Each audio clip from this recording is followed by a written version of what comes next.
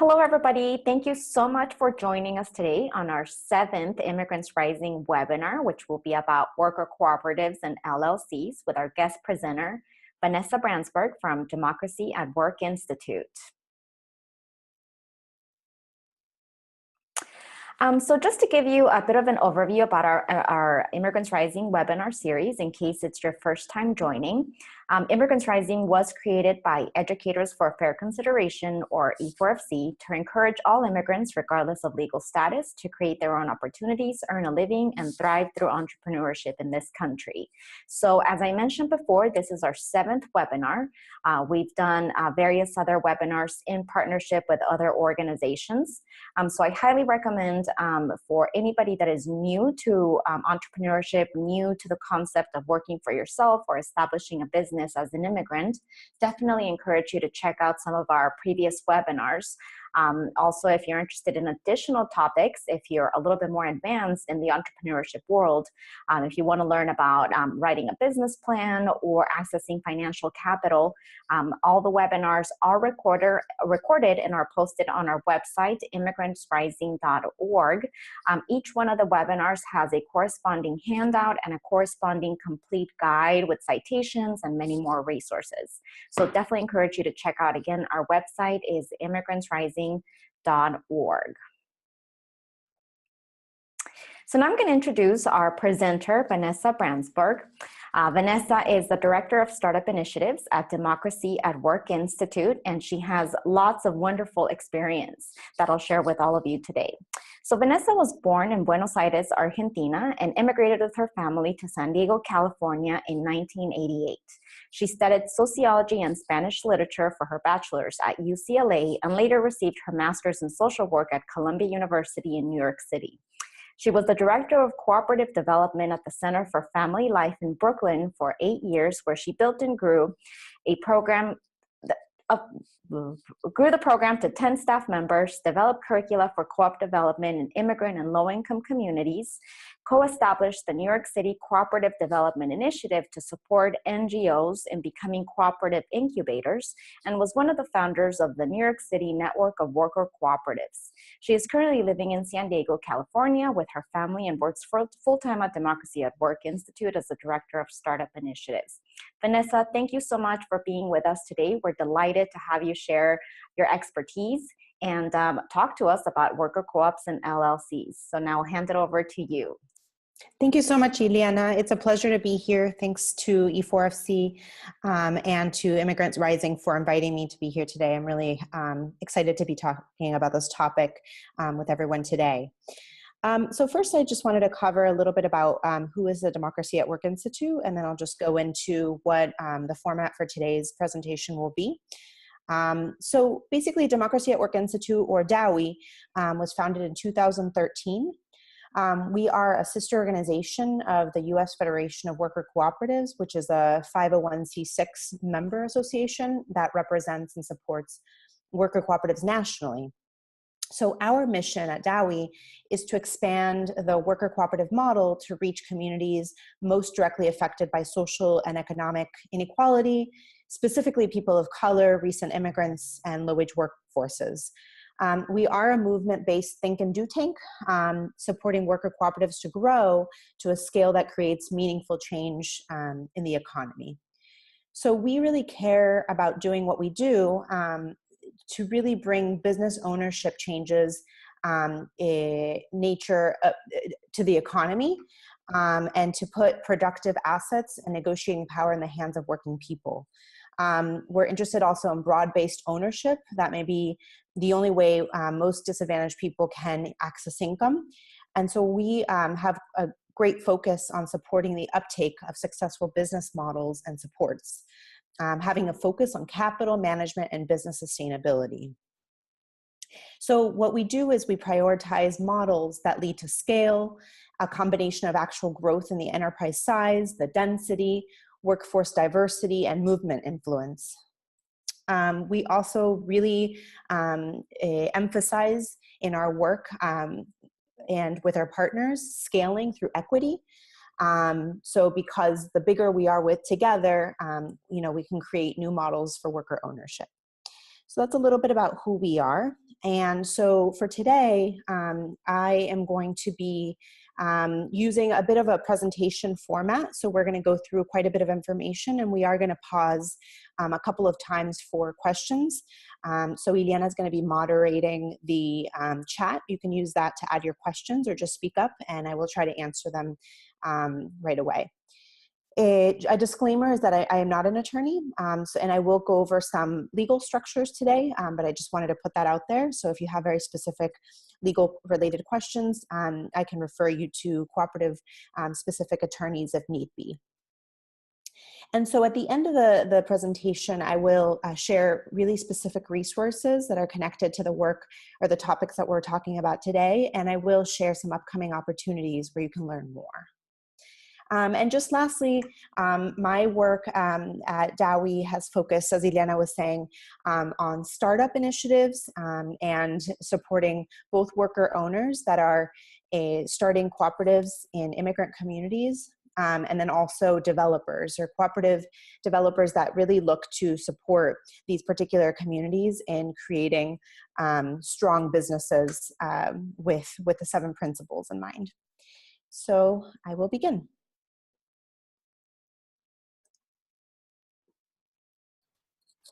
So what is a worker cooperative? Basically, it's a business entity that's owned and controlled by its members, the people who work in them. So all cooperatives operate in accordance with the International Cooperative Principles.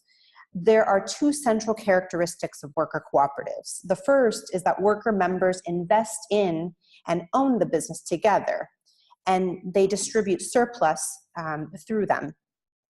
The second is that decision-making is democratic. So that means that they adhere to the general principle of 1 member, 1 vote.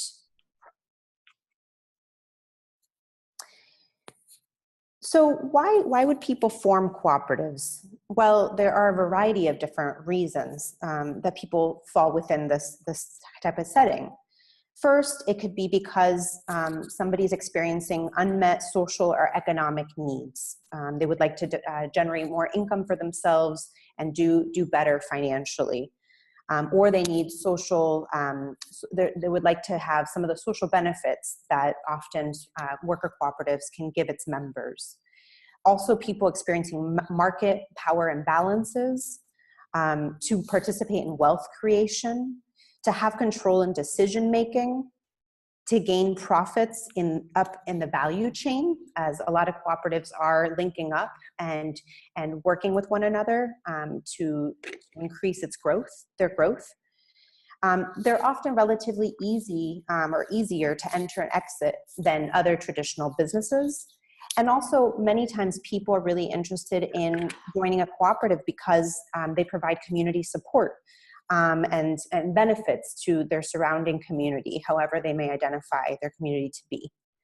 So worker cooperatives are one type of co-op. There are others that we may be familiar with. So what are they? Well, there's consumer cooperatives. These are the type of co-ops where there's users of services and products. So for example, ones that we're most familiar with are credit unions or electrical co-ops that are very common around the country actually, and housing cooperatives that people used to live in. Another kind is producer co-ops that are also pretty common around the country, which typically are agricultural businesses or farms. So each member owns and operates their own business in this way.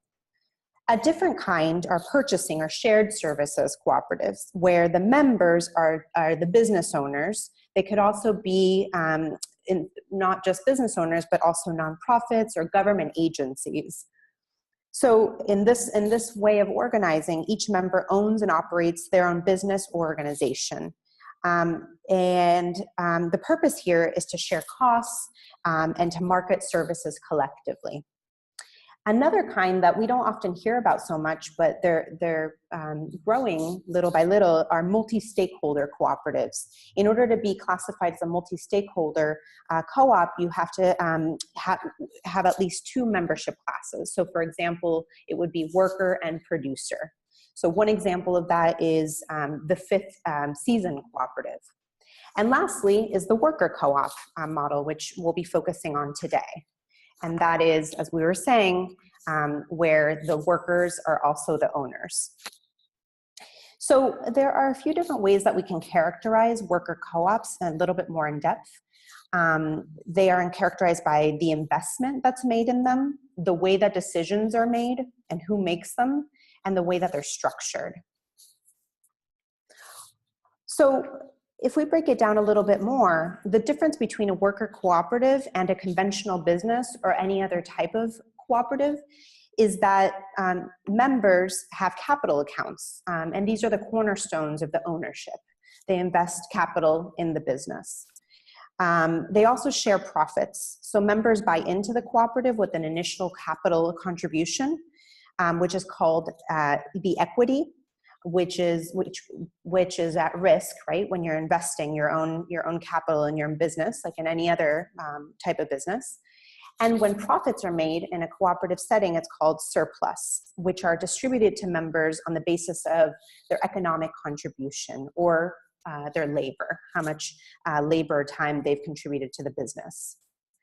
Another part of a worker cooperative that's really important to mention that makes it different and is a key characteristic is the governance, or the way that it's structured to make key decisions. So we know that it's one member, one vote, and that means that the cooperative must implement some form of democratic governance. The board of directors is often a key decision-making body in a worker cooperative. However, there are a variety of different ways to structure how decisions are made. Sometimes it's distributed more broadly amongst the membership, depending on the size and really how it wants to function. And lastly, looking at how the entity is formed, right? So oftentimes worker cooperatives are formed as limited liability companies. However, many states nowadays have cooperative corporation statutes, which basically provides guidelines on membership, on profit sharing, and governance. So more and more businesses or cooperatives that have the ability to form under the worker cooperative corporation statutes are doing so. And later on, I'll be talking about other ways that cooperatives can form legally. So who are the people that are organizing into these cooperatives? So it can look a variety of different ways. There are first-time entrepreneurs. So these are people that are interested in being business owners, but may not want to do it alone because that is oftentimes very, very challenging. There are also people who have been locked out of the market and experience different types of barriers to finding good work. So for example, the formerly incarcerated, or people that maybe have limited professional skills, language barriers, or those that may not be networked due to being immigrants or having limited access to the competitive workplace or marketplace. There's also contractors, which are those people who have been working for themselves, but maybe are challenged by finding enough work or good enough work and would like to connect to a collective entity, like a worker cooperative that looks for work together, that seeks work together. The other aspect is that with labor-intensive industries such as manufacturing, construction, or cleaning services, these are the kinds of areas that are very difficult on the body and can really wear somebody down, if those conditions are not good. And so it's been seen that when worker cooperatives actually create a workplace where people are cared about and the working conditions are a priority, that people can stay longer in these kinds of labor-intensive industries. And lastly, many people are actually really interested in working somewhere where their values are at the forefront of their labor. So, really being a part of value-based businesses. So just to kind of put a face to the who, I wanted to just tell a very short kind of narrative of Lupita and her husband and family and how she got to being a part of a worker cooperative. So Lupita and her husband actually arrived in the US as newlyweds, and they had a hope for a better life and dreams of building a home for their family. So she began working at an orange packing facility, but the earnings were not stable and she wasn't able to support her family with that.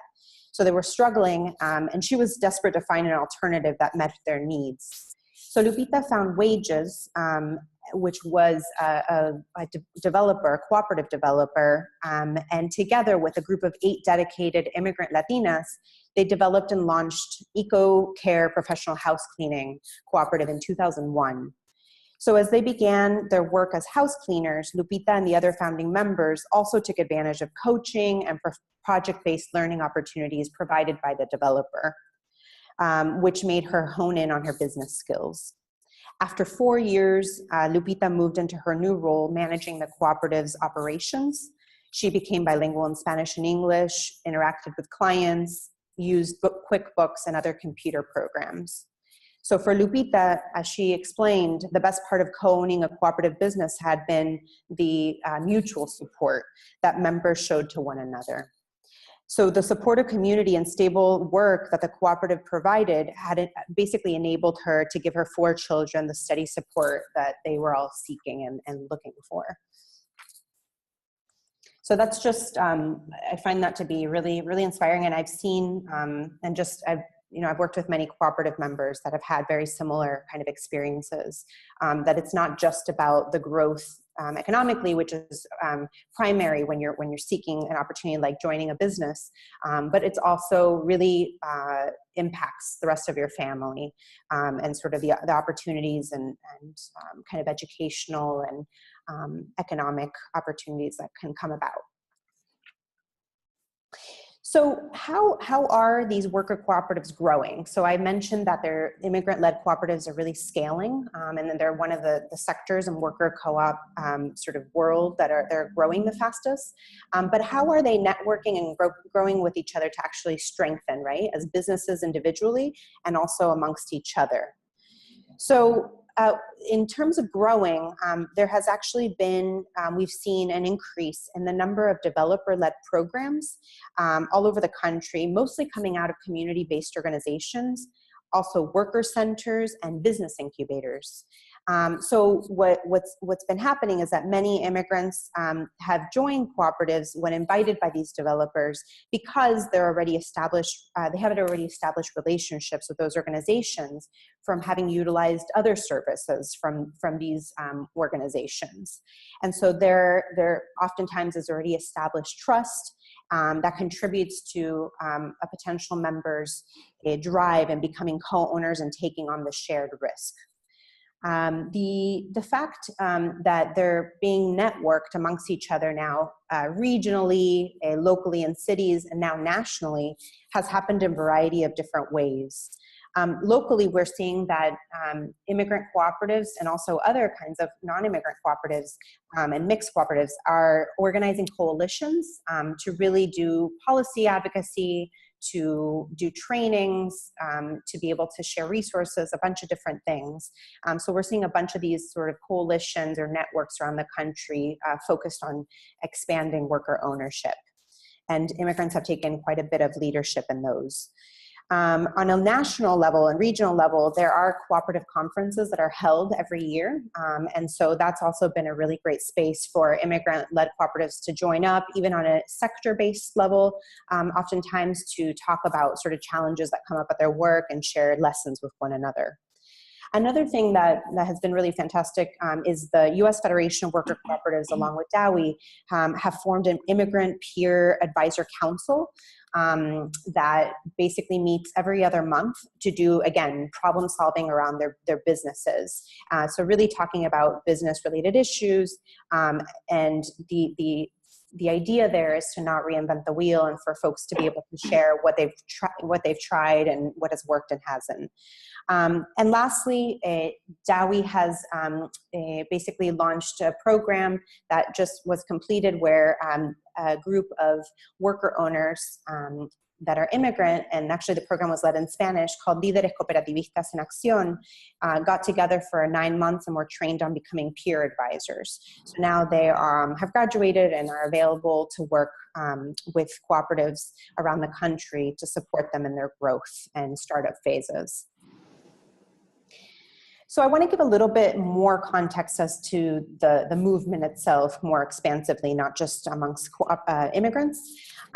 What we're seeing is that the cooperatives themselves are actually pretty small. They range from 15 to 20 people, although there are exceptions, and there's quite a few worker cooperatives that are larger that we'll talk about later. And the movement is also small. Worker cooperative sector is the smallest, but it's growing. And so the other thing I wanted to point out is that worker co-ops can be in any sector or industry, but there has been a concentration thus far in service and retail. So another thing I wanted to say is that we just are completing an enterprise survey and are wrapping it up, and so we'll have new numbers and data coming up. This is information from 2013, so that's exciting that that's going to be coming up.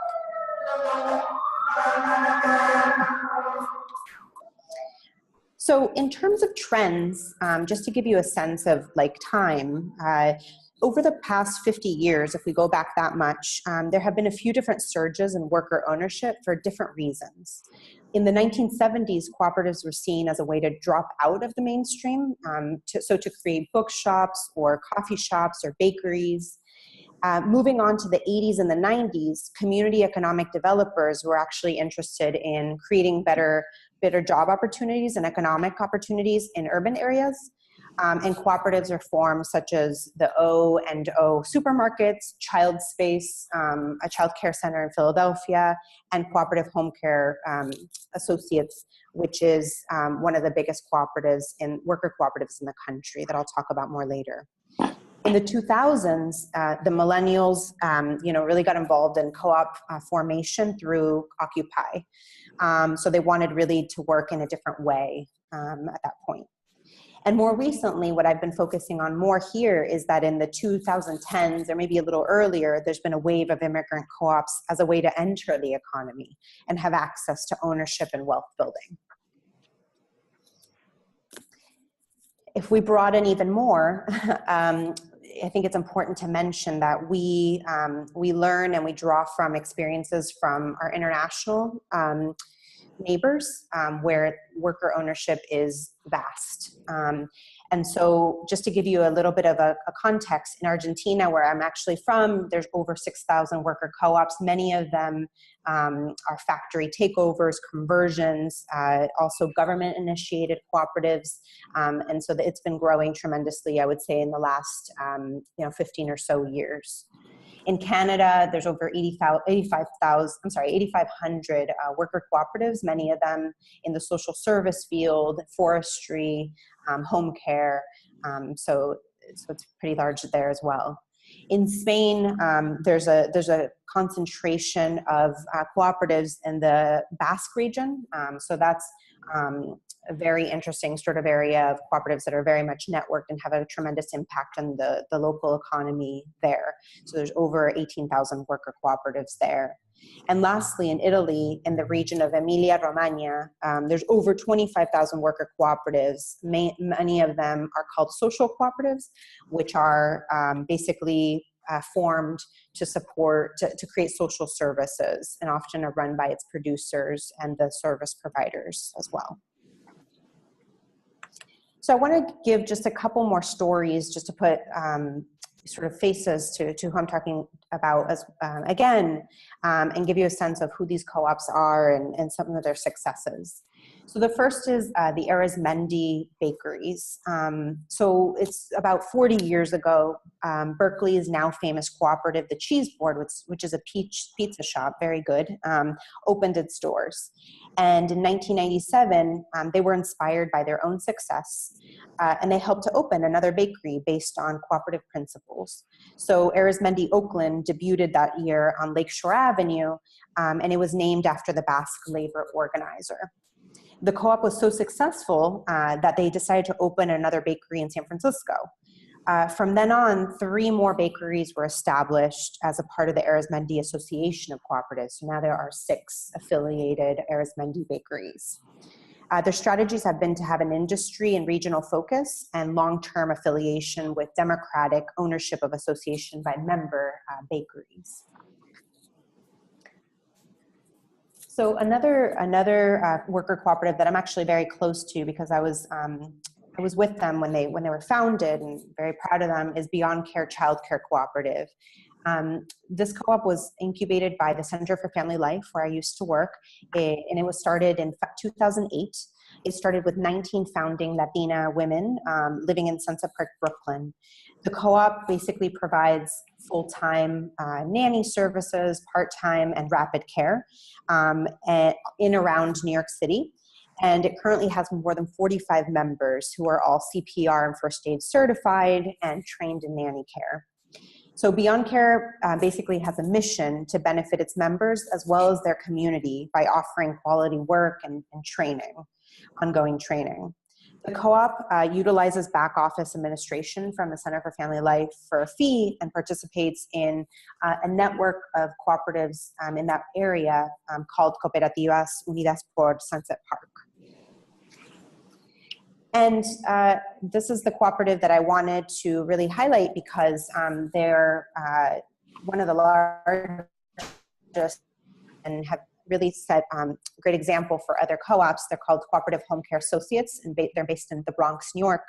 They were founded in 1985, and they provide home care services to the elderly and people with disabilities in their homes. So it's owned by 1,920 employees, which includes an employer-based training program that trains hundreds of inner city women each year. CHCA has worked with PHI, which is its affiliated 501c3 nonprofit, to increase the wages and working conditions of all home care workers in New York City through policy change and union affiliation. So they've really had a market focused strategy and have really focused in also on advocating for increased wages for home care workers broadly, not just for their cooperative members. So in terms of other scaling strategies, just to mention them, because we've been focusing on immigrant-led cooperatives, and I just wanted to give you a sense of what else is really going on, just briefly. There's been three main trends that we're seeing for ways to grow worker co-ops in the United States. The first is municipal policies. So this is when a city invests in worker ownership. So just to give you an example, New York City City Council back in 2014 committed funding towards cooperative development. So since fiscal year 2015, they've invested $8.5 million in funds towards co-op development. They've been directed to developers, building local infrastructure through small business centers.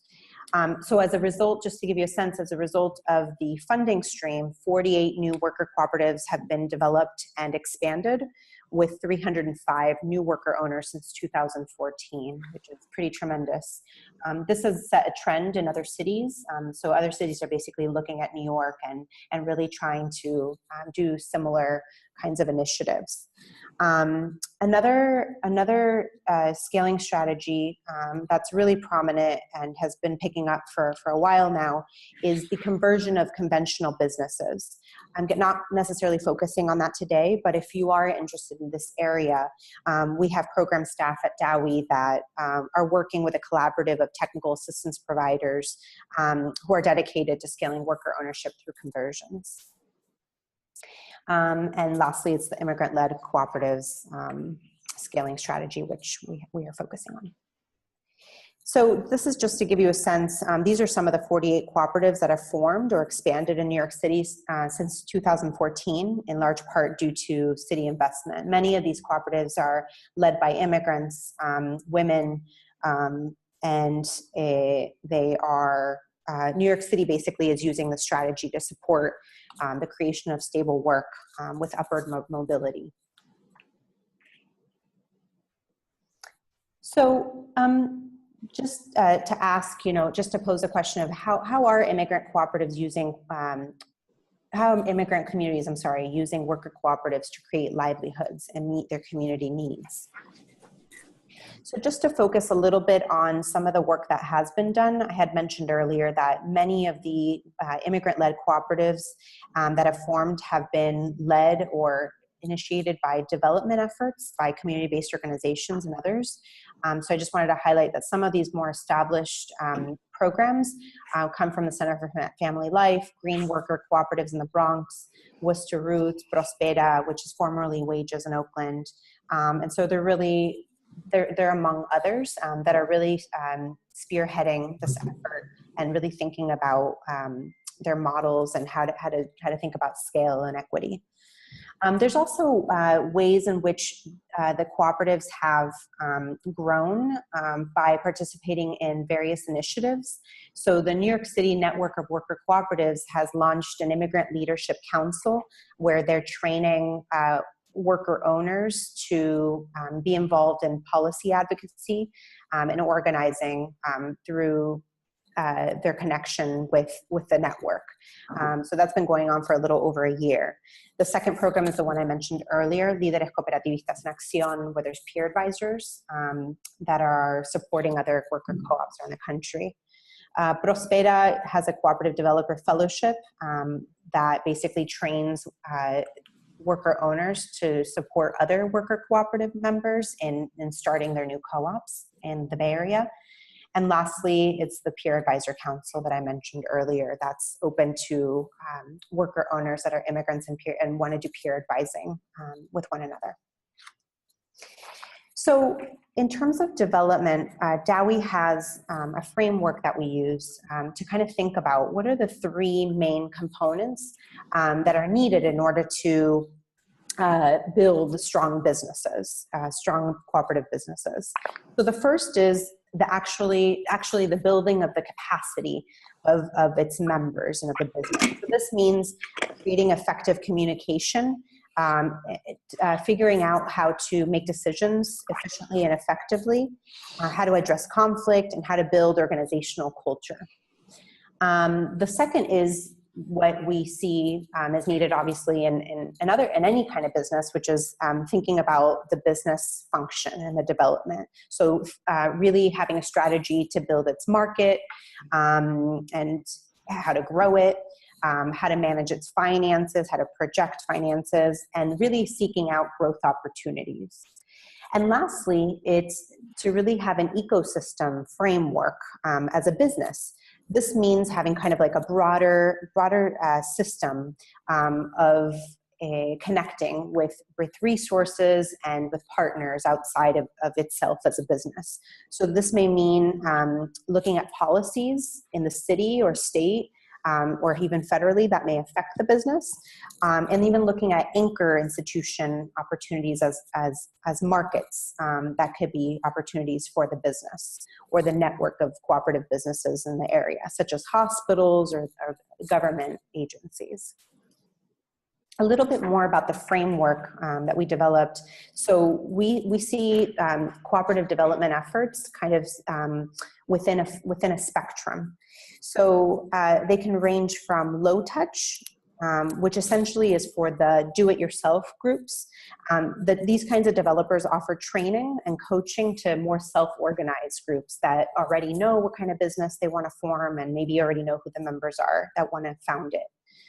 The high-touch developers are doing more of an incubation kind of approach in which they take on more risk through business identification and recruiting members to join the business.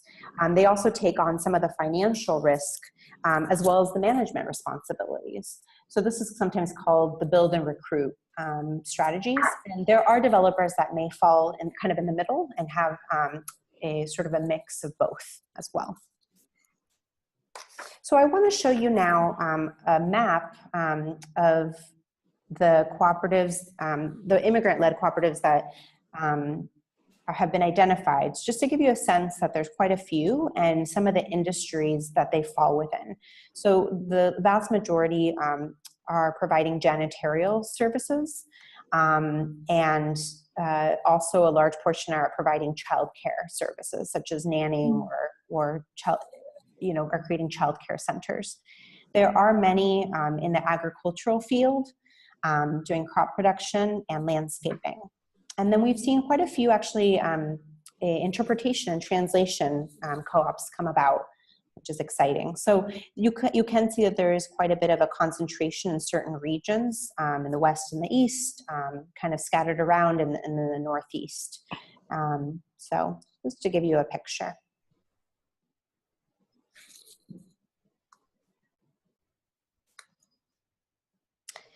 So just to continue on, I just want to mention some challenges with organizing immigrant cooperatives. So some of the, what has been seen, because there are so many nonprofits or community-based organizations doing co-op development, there's an increased number of these groups that, you know, have a larger mission than just forming cooperatives. They're doing many other things. And so what often happens is that they're under-resourced to sort of build these kinds of programs financially, and then also understaffed sometimes. And the other thing that sometimes happens is sort of the limitation in business skills that these developers have because they have more of a social services background sometimes. And so the second thing that has been seen is that there's sort of a reinventing of the wheel. Many co-op developers working with immigrant groups tend to choose the same business types, but recreate plans, systems, or curricula without really looking to connect with others that have already done this work for many years and not thinking about really joining forces or scaling. And lastly, the legal form that is often used with immigrant cooperatives are LLCs. And as we'll talk about a bit later, there are challenges to growing larger within the LLC structure itself.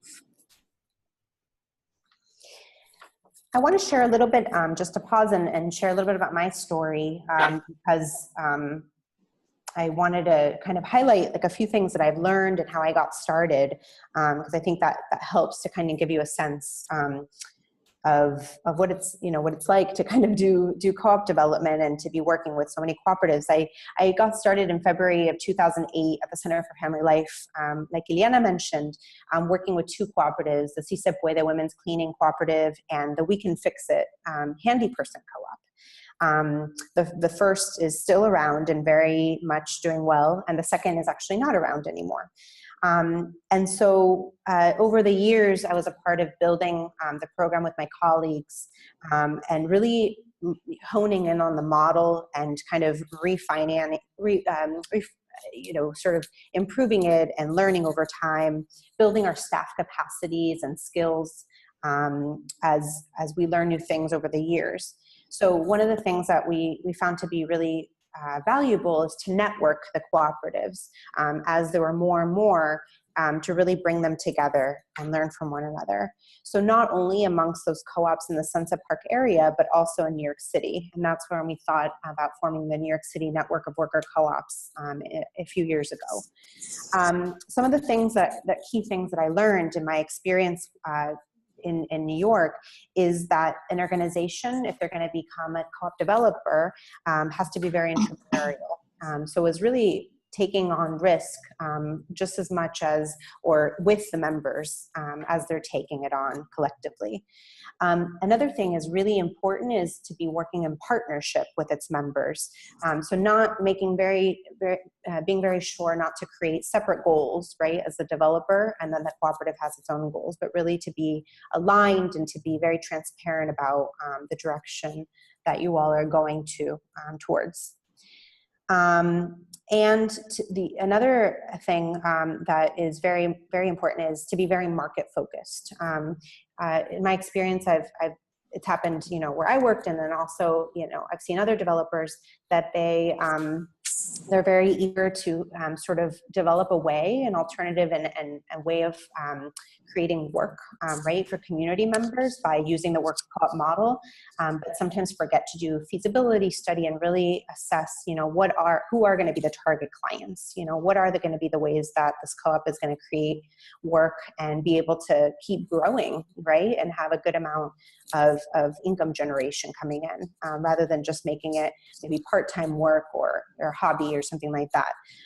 So I know for the members that I worked with, they were really looking for full-time or work that really encompassed a large part of their life to be able to provide for their families. So we were really looking at a robust industry to connect to, whether it was cleaning, nanny, pet sitting, you know, elder care, whatever it may be.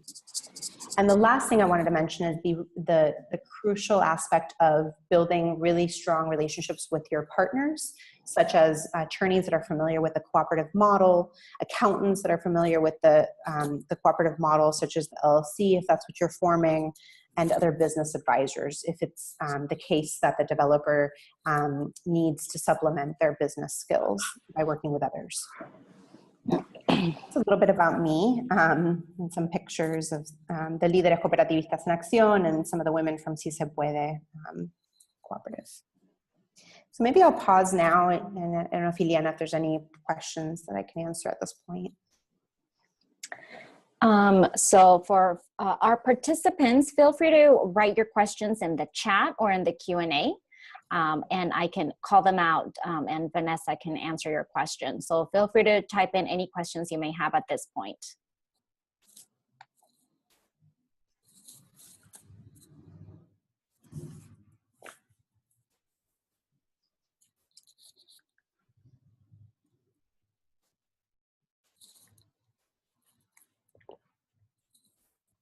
Okay, let's see. So we have a question here, Vanessa. Somebody is asking, are there any examples of co-op successes with young people? Yeah.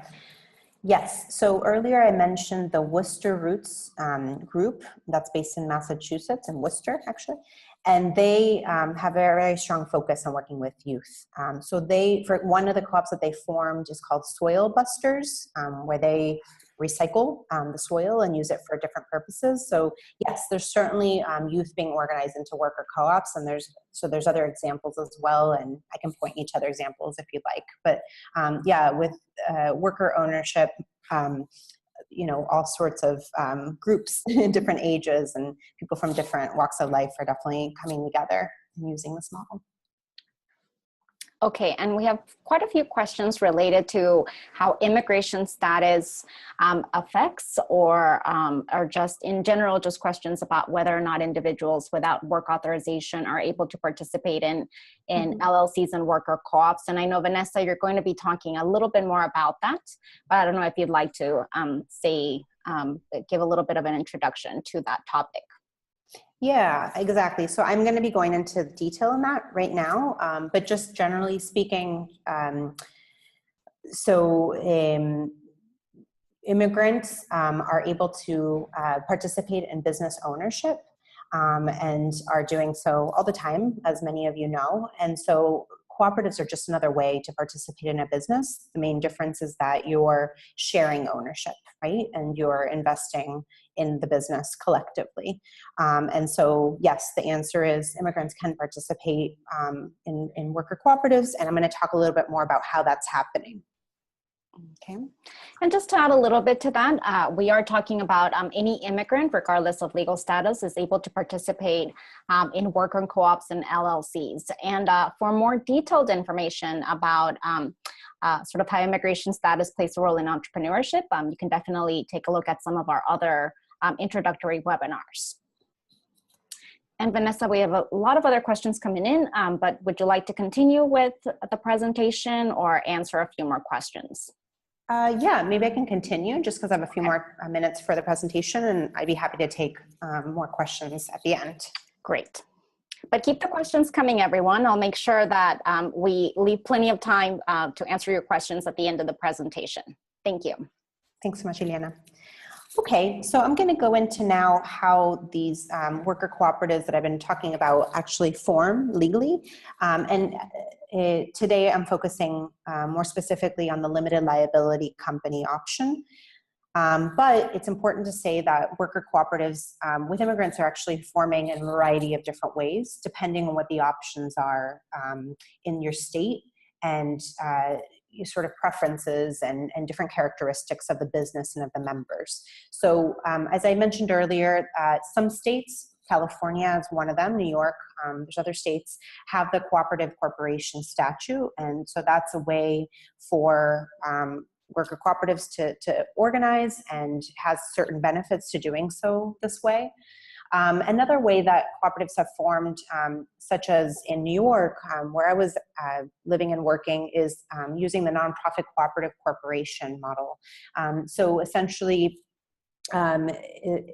members, right, form kind of like an association for marketing their services. And so they are referred work through the cooperative and pay a due to their cooperative for the operating costs, and then are able to connect to work via participating as a member in that association or that marketing cooperative.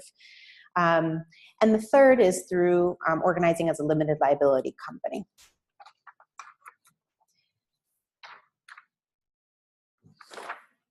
So what is a limited liability company more generally? It is a type of legal entity under which a business may choose to operate. Forming an LLC protects the LLC owners, or sometimes known as members, from personal liability.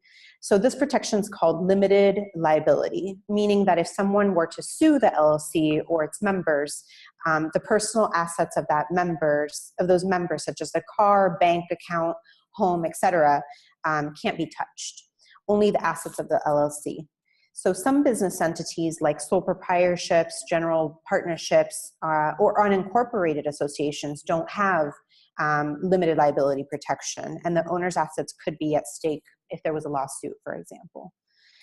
So if we focus in on worker co-ops and forming as an LLC, why would this be a choice for an immigrant worker cooperative? Well, an advantage of an LLC specific to immigrant owners is that it's possible to set up and operate an LLC so that the worker owners are not employees.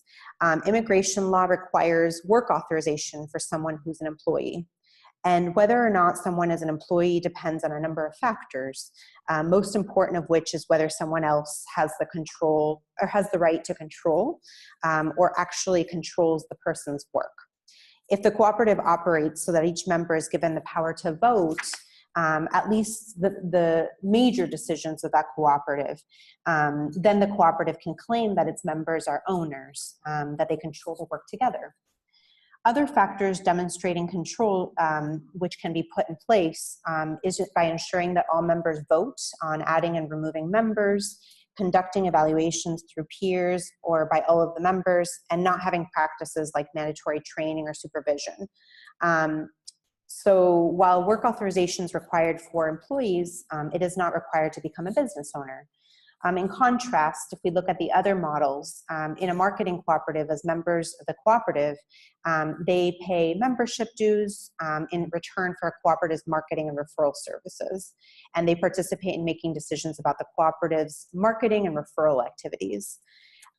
This kind of cooperative does not bill clients or pay its members for work. The cooperative that functions like this might choose to be a cooperative corporation in states that have cooperative corporation laws. And then for the other option that I mentioned earlier, for worker cooperatives, where the cooperative itself is contracting with clients directly and the members work under the cooperative, choosing a corporation requires that a cooperative treat worker owners as employees for tax purposes. So the LLC is the best choice, we think, for cooperatives with immigrant workers who don't wish necessarily to be classified as employees. So I just wanted to tell a little story about one of the cooperatives that has a really amazing story in terms of converting from a traditional business to a worker co-op and really growing tremendously. So Yard and a Half Landscaping Cooperative, it was actually founded by Eileen Michaels in 1988. It's a landscaping business. And by 2013, it grew to 20 employees and was generating in excess of $2 million. In 2009, she actually began to think about selling her business and retiring. In 2010, she reached out for support to get her business valued, to get business development support, and also legal assistance. So at that point, she also expanded the management team by adding 3 more people to the team to start making collective decision-making. Later on in 2005 and 2006, she instituted a participatory management system, which meant sharing the company's financial data, helping workers understand the financial data and how it relates to their contributions, having financial rewards for successful projects, and then also increasing worker participation in management projects. The business basically had two main goals from its inception: to deliver family and environmentally safe landscaping to the greater city area where they're located, to have a dignified workplace for its workers, to have high wages and benefits for workers all year round, and also it did have a focus. It was a primarily immigrant workforce, and that was something that they were very proud of. So with all of these previously mentioned efforts, the participatory management really increased, and there was a higher worker retention, worker buy-in really increased in the business, and the financial system really improved the company as a whole. So all this to say that this really helped worker buy-in prior to the conversion, which took place in January of 2014 with 11 worker owners who are here, that you can see the picture. So it was a really amazing story. So just to go back to the LLC structure, so what is the type of structure that's recommended when a cooperative has mixed status members? What are some of the advantages and disadvantages to this? And why would people want to, some people who have work authorization want to be employees, or whether you want to sort of have everybody be a member? So the recommended structure for LLC members who don't have work authorization in a mixed status cooperative is to treat all members as owners of the cooperative. So all members are worker owners, essentially. The cooperative can hire non-owners as employees if it desires, and it would have to make sure it follows all applicable laws. But it may be uncertain to treat some members as employees and others not as employees if the work they were all doing was generally the same type of work.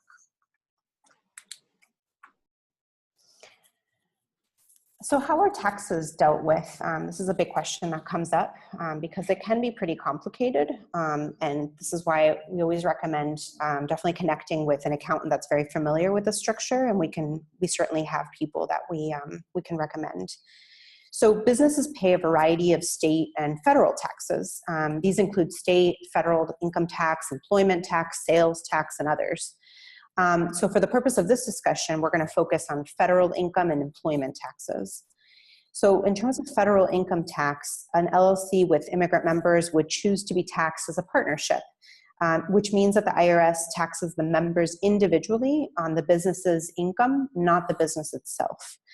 The IRS ignores the business entity and basically goes directly to the members for the taxes. The LLC files Form 1065, it's called, with the IRS. And this document gives the IRS information about the LLC's income, losses, deductions, credits, amongst other things. It also includes information about the portion of profits and or losses that went to each member. So this is reported on what's called a Schedule K1, which each member also receives for filing with their personal taxes. So in addition to federal income tax, the LLC will most likely also be responsible for taxes at the state level. This varies state by state. But for example, here in California, a corporation and LLCs are subject to a minimum California franchise tax of $800. When we're talking about self-employment taxes, worker owners and LLCs are considered to be self-employed and are therefore responsible for paying self-employment tax in addition to income tax. And this is on the money that they make through the cooperative, though they can deduct, this is important to note, half of the self-employment taxes they pay before calculating income tax. So because the IRS does not tax the business, any net profits that the co-op might want to keep in the business for future co-op expenses would have to get divvied up amongst the members at the end of the year, with members paying self-employment and income taxes on that amount that they're receiving. Some co-ops distribute additional amounts to members to cover the cost of the member paying taxes on money that will remain in the business for co-op expenses, so that they're able to do that and it's not a hardship on the members. So taxes are highly specific to the business and to each individual, and so that's why like I said earlier, each co-op and individual member should consult with a trusted accountant who knows the LLC structure. I wanted to talk a little bit about what's called the member capital account, because this is something that can be set up in an LLC and can be one of the greatest benefits to participating in an LLC cooperative. So this reflects essentially, the capital account essentially reflects the member's individual ownership of the cooperative assets. So if you take it all collectively, the members' accounts add up to the net worth of the cooperative. The value of each member's capital account is equal to the sum of any initial payment that the member might have made to join the cooperative, and also any additional investment a member makes after joining the cooperative. It also includes member shares of income or profits allocated to the members' accounts, minus the share of expenses or losses allocated to the members' capital accounts, and funds distributed to the member. So I know this can be a little complicated, but just wanted to kind of give a foundation to these types of important questions. And just almost wrapping up here, I wanted to highlight some best practices that we've learned when forming worker cooperative LLCs. So it has been recommended to form LLCs as member managed, which essentially means that the members of the cooperative are managing each other, right? And so they all have responsibilities to supervise and to really be aware of the work that's being done, holding each other accountable, and really partaking in those kinds of decisions around responsibilities and rights and things like that. To have pass-through taxation, which is some of what I just talked about, to have a non-hierarchical structure, right? Like what I was mentioning around the member managed, to make sure that there's equal control amongst the owners of that cooperative.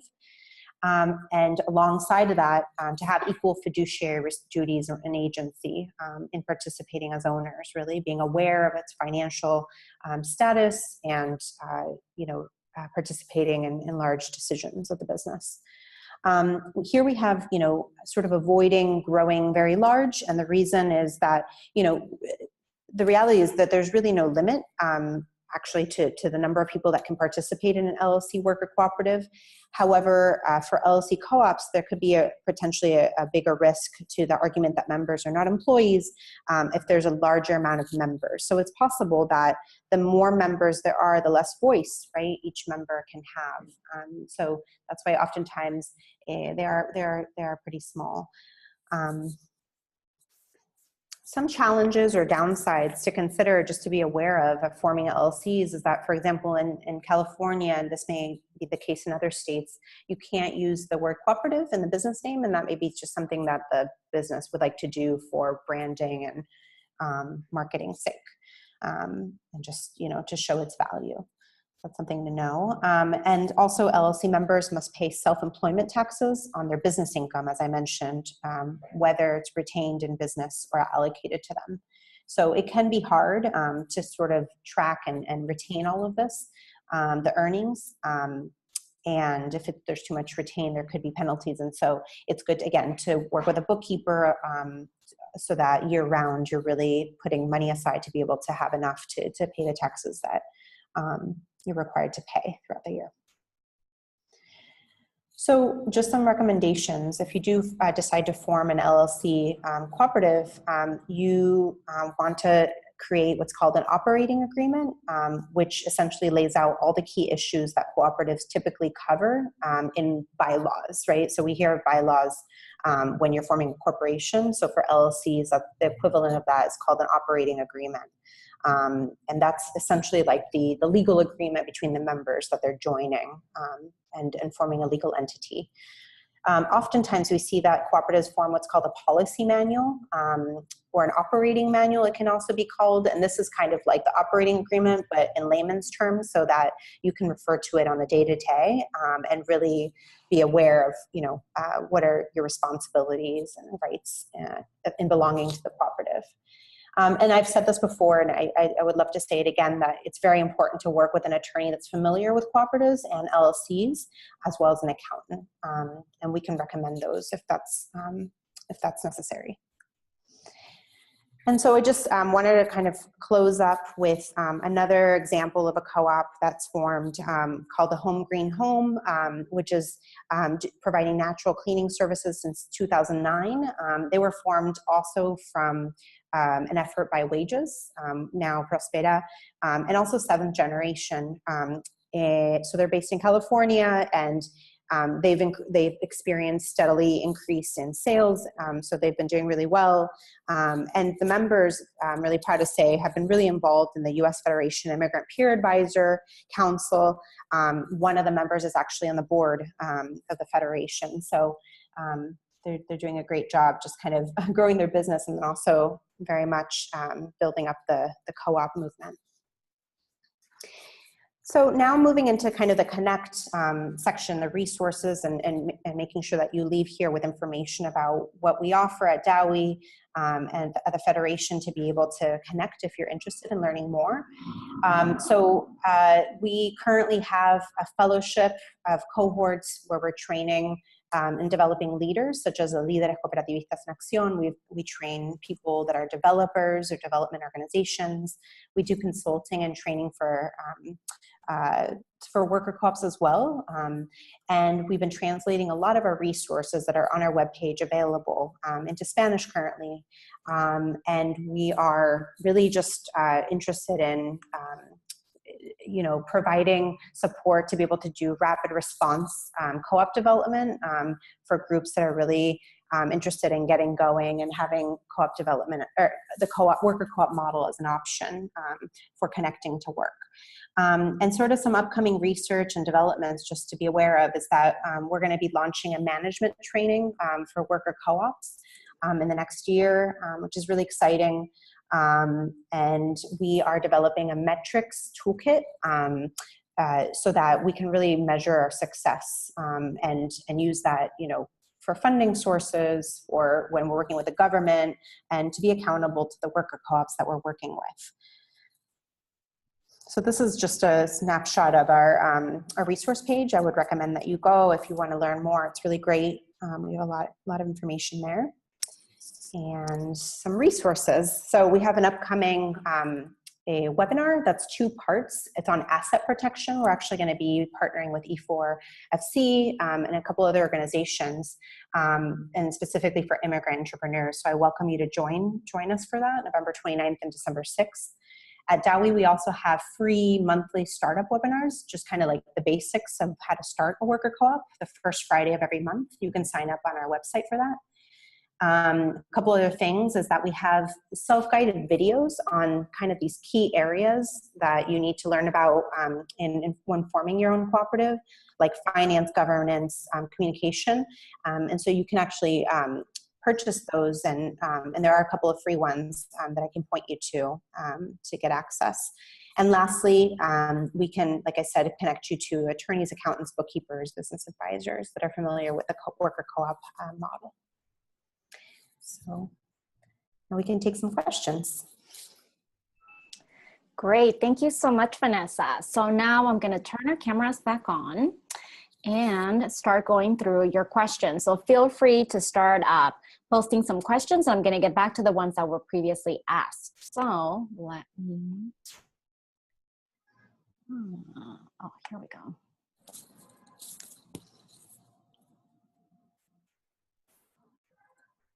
Okay. Okay, let's see. So there was another question that was asked, Vanessa, about startup costs for worker co-ops or LLCs. So can you talk a little bit about that, please? Yeah, of course.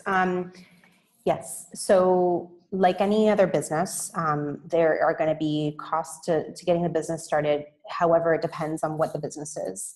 And so it's recommended to do first a feasibility study, just to see like what it is that you're going to be going into, and then a business plan. A business plan is most of the time needed when you're approaching a funder. So if you're looking for financing, either from a credit union or from other investors, you're going to need that. So there are actually a few financing organizations that focus on supporting cooperatives, and some even on worker cooperatives that I can send out later. One of the ones that we partner with is called The Working World. They're based in New York City, but they work all over the country. And so some examples of things that you would have to consider is, depending on what businesses, so it's a little hard to answer. If you have a storefront, obviously the operating costs to run that space, your personnel, really having money to get started to pay people to actually get working, the actual branding, right, and setting up your website, all the different things to market what you're going to be doing. But again, it really depends on the business. So some businesses have less startup needs than others. So I hope I answered that for you. Thank you. And let's see, another question that came in earlier is, are you aware of any initiatives in the city of LA for funding worker co-op development? So what I do know is that, there's starting to really be some activity in Los Angeles through a few different groups. LA Co-op Lab is one of them. That it's a project that came out of the Antioch University class or program. There's also like a co-op union, a sort of alliance. It's called Lucy. And they've worked to form one co-op that was actually a conversion. It was a car wash. And there's a couple of other worker co-ops. And so there are efforts to provide funding. And the one that I'm more familiar with is through the Working World that I just mentioned. So they created a peer lending network. And there are a few people in LA that are trained to be the loan officers through that network. And so they're working on building a fund in LA.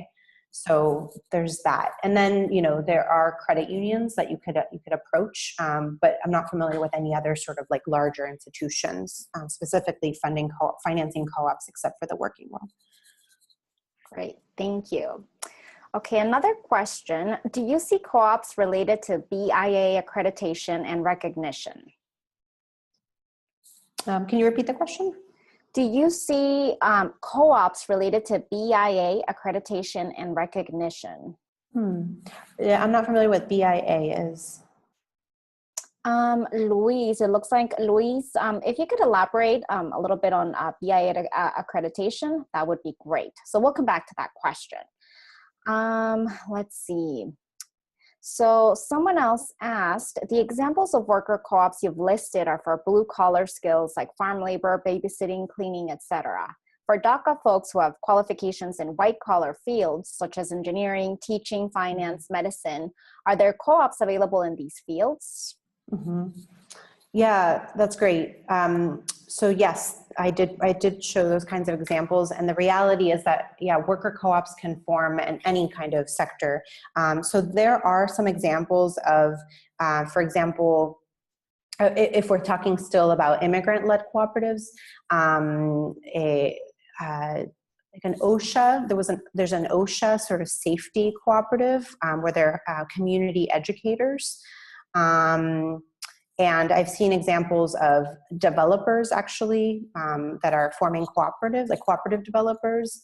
There's quite a bit of tech. There's a big tech co-op movement actually in the United States. There's a whole network, and it's, there's a variety of different members and those kinds of co-ops, like most co-ops, right? And so yes, there are examples where people are doing they're providing, highly professional sort of skills and doing home health care, teaching, really a variety of different things. Yeah, so it really varies. Thank you. And let's see, someone replied with BIA is the Board of Immigration Appeals. And I think this question is really just related. Folks have questions about specific types of co-ops. So this one would be related to immigration appeals.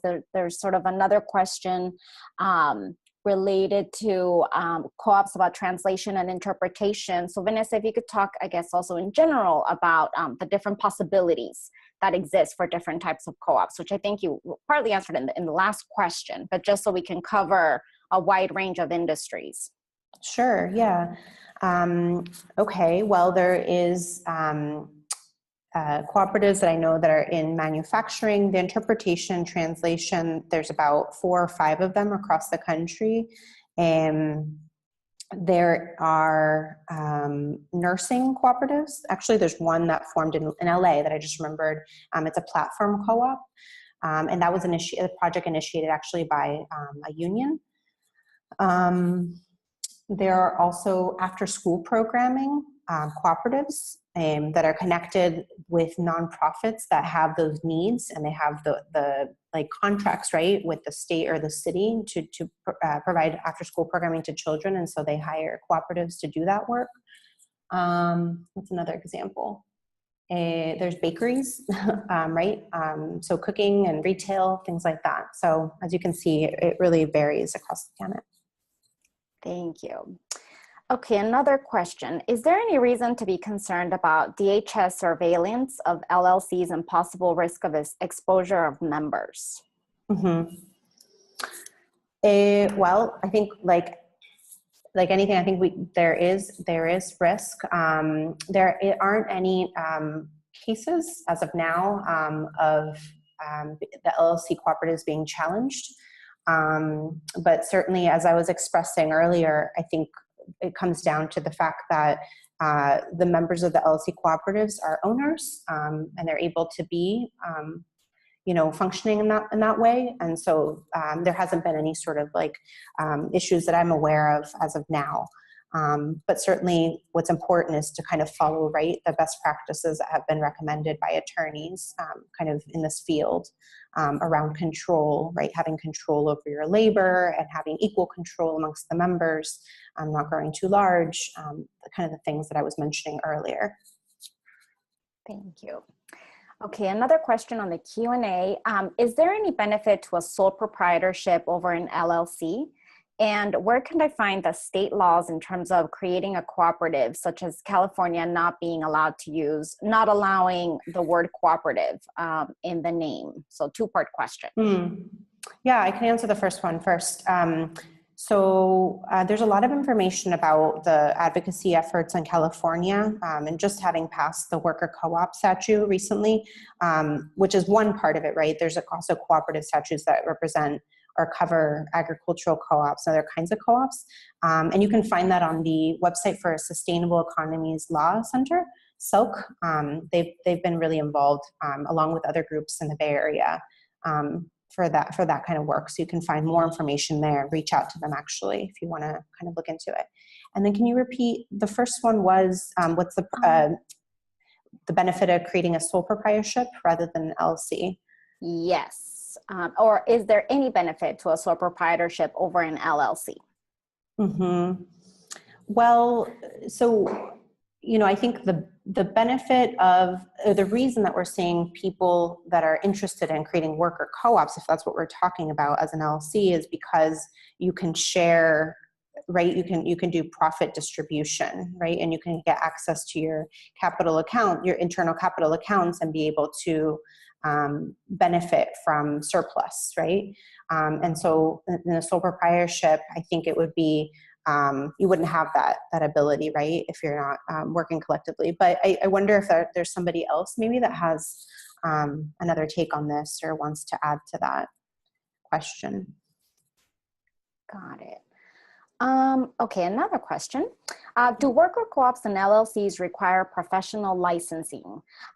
So if there's a group of undocumented teachers, can they still form a worker co-op if they cannot acquire a teaching license? Similarly with law. Mm-hmm. Yeah, so I think that this is something that we're looking into.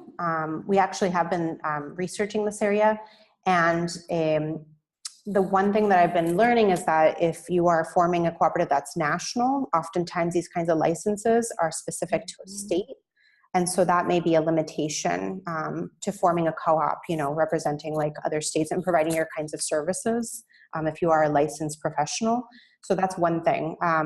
But I think just because you're forming a worker cooperative isn't any different than forming any other kind of business. And so there are right, professionals that have these licensing needs that are doing consulting or doing freelancing, and still need to be, and still are required to have these kinds of licenses. So it would still apply essentially for a worker co-op. And yeah, because it's separate, right? Forming the worker co-op is an entity in the way that you're forming the legal entity, and then the licensing is separate from that, and you would still need to look into doing that.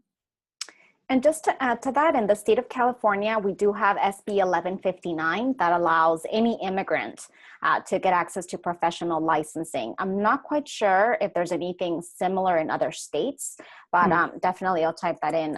It's SB 1159. Okay, let's see. Let's take a couple more questions. Let's see. If I were to create a single owner LLC and my DACA expires, would I be able to be employed by a company as a contractor? Mm-hmm. So forming an LLC as an individual. Correct. Uh-huh. I think so, because, I mean, again, I'm not an attorney, so I think it would be important to consult with one, but I think you would be able to, right, work as an owner of your own business. And I think people have been doing that and can do that. You would just have to see, you know, the contracting relationship would have to just be figured out with your clients that you're seeking. But I think that would be a possibility. Thank you. And again, just to add a little bit to that, so these are not employment opportunities, just to be clear with the audiences, that these are contract opportunities or alternative ways to earn a living without work authorization. But these are not jobs, this isn't employment, you know, so just to make a note of that. And let's see, okay. I'm reading through a few comments here. Okay, another one. Are co-ops able to engage in lobbying efforts similar to organizations with a 501c4 status? I actually don't know the answer to that. Do you know, Helena? I don't know either. For 501c4. If anyone from any of the participants has an answer to that. I know that we do have a few attorneys on here. Yeah, we can look into it. Yeah, we can definitely look into that one. So we'll come back to Lucas on that question. Let's see, and then Gabrielle Lessard, yes, is answering one of the questions. Single member LLCs are allowed in California. A former DACA recipient can't be an independent contractor without an LLC. There are no limitations on lobbying. They are for profit. So thank you, Gabrielle, for chiming in. Okay, another question here. You described municipal support for worker cooperative development. Are there examples of ways philanthropy has or can support? Philanthropy, yes. Actually, that's been one of the primary ways that co-op development has happened across the country through private funding and donation. So, for example, how the Center for Family Life got started is by receiving, foundation money to be able to start its first co-op and to be able to run the program. So that's one of the major ways I would say that worker co-op development is able to happen. However, there's a limited amount of organizations that are recognizing this model and contributing with funding sources. So there aren't a whole lot of national funders, unfortunately, but I think ways that some co-op development organizations are seeking funding, philanthropic money, is by looking at, for example, who they want to organize and kind of what are some maybe particular populations that they want to be working at. So looking at women-led or initiated foundations, organizing around immigrant rights issues, workers' rights issues, and those kinds of foundations might be really interested actually in funding, worker co-op development, since it's a very interesting sort of alternative way of for people to generate income and be able to work and create wealth. Thank you, Vanessa. So it seems like those are all our questions, and we are definitely going over our hours. So I think that we're going to stop here. But Okay. Vanessa, again, thank you so much for your time for this wonderful presentation. Thank you to everyone who was able to join our webinar. Again, it is being recorded, or we're going to be posting the recording up soon on our Immigrants Rising website.